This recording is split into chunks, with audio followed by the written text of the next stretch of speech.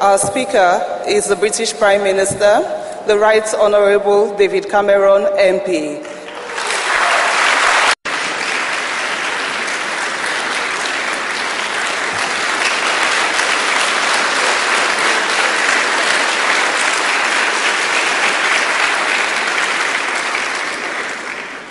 But today, I've come here to Lagos because there is, as the Governor of your bank has just said, another story unfolding on this continent, something that many people in the West are only just waking up to.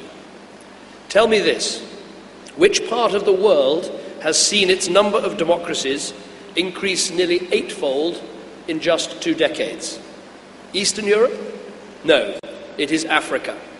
Which continent has 6 of the 10 fastest growing economies in the world? Asia? No, it's Africa. Which country is predicted by some to have the highest average GDP growth in the world over the next 40 years?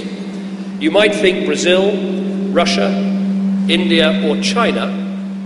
No, you should think Africa. You should think Nigeria. This is still a continent in which to invest our aid, but above all, this is a place to trade. Now, the third thing that must happen is long-term political reform.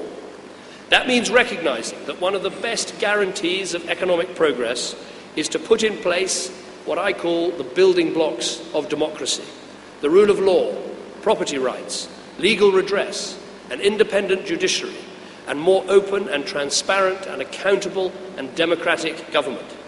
Here in Nigeria, you are putting in place many of those building blocks, from a lively and open media and an active civil society to the recent elections, which were widely regarded as the most free and fair in your country's history.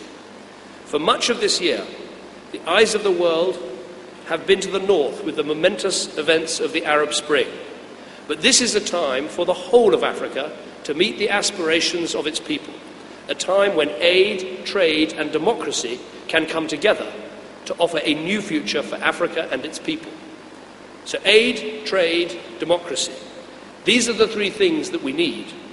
These are the ways Africa will meet its moment of opportunity. But progress will not come automatically. We have to live up to the moment. We have to work for change. And let me tell you why. It's because there are doubters out there who will say these things just aren't possible.